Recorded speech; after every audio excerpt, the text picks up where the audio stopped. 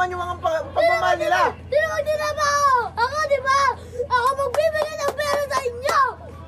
Bata man sa inyong paningin, huwag niyo siyang maliitin dahil sa aktingan, kaya niyang makipagsabayan. Viral sa TikTok ang batang kala mo'y matanda kung magamok. Pagdating sa pagbato ng mga lines, aakalain mong child star that shines. Meet Power, ang starlet in the making. Bibong-bibo kung ituring dahil bukod sa pag-acting, star din siya sa dancing. Next, talented! Hello, Galogs! Ako pala si Glenel Canlas Jr. And ako pala ang starlet ng Quezon City. Umabot sa 10 million ang views ng kanyang video. Kaya ang kanyang pagsikat, kala mo, naka-turbo. Instant sikat si Bulilit dahil sa kanyang acting na nakakaakit. Nagulat po na kasi kada araw po parang dumadami po or every hour yung ganun po. Yung parang, pare po, nung nag 1 million po siya, parang pataas po ng pataas. Kada tignan ko po sa TikTok, parang tumataas po siya lalo. Pagod na ako sa inyo! At napagod ka na sa amin! Kung gusto mo naman umalas, hindi iwan mo na ako! Kapatid mo naman ako ah! Hindi mo ako mahal! Promise ka ng promise, di mo naman pinibili!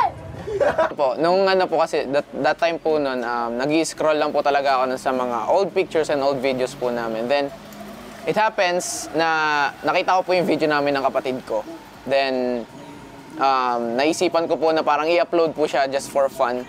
And kung sakali man po na mag-viral. Pero wala din naman po sa parang intention ko na like para ma-discover siya, ganito, ganyan. And yun, nagulat na lang po ako na biglang nag-boom po yung video ng kapatid ko. Sa likod ng mga camera, isa raw siyang mapagmahal na bata. Pagdating sa kanyang Kuya Clark, he always gives him hugs and kisses that will mark. Hi guys! Ako pala si Power. And ito po yung pinaramis po na bibilin po sa ni Kuya. Ay tawag po nito ay fingerboard. At ngayon po, nilalaro ko na po ngayon.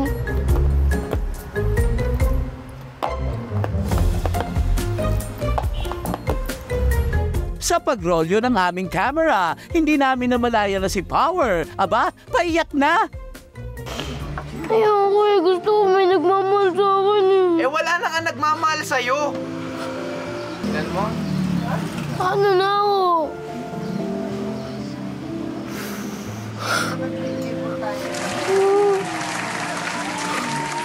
Mababaw daw ang kanyang luha, kaya sabay sa kanyang mga linya ang isang makabagbag damdamin na eksena. Pak! Pampamasi, bata, batuta! Ano po? Parang iniwan na po ako ng magulang ko or parang sinasaktan mo ni Kuya, ganon. Tapos yung mga sinasabi po na masasakit sa akin. At pag parang sinasabi po ni Inang na iiwan niya po ako, ganon. Yun po yung mga inisip ko pag umiyak po ako eh.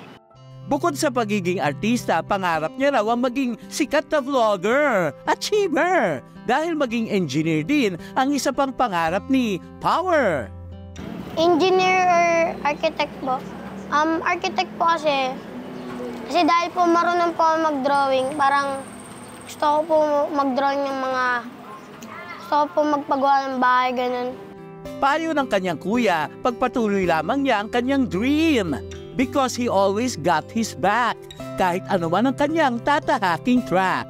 Mapa-acting, dancing, or drawing, truly, you're a star in the making. Kaya naman, Power, never stop dreaming ng ang mga pangarap unti-unting marating.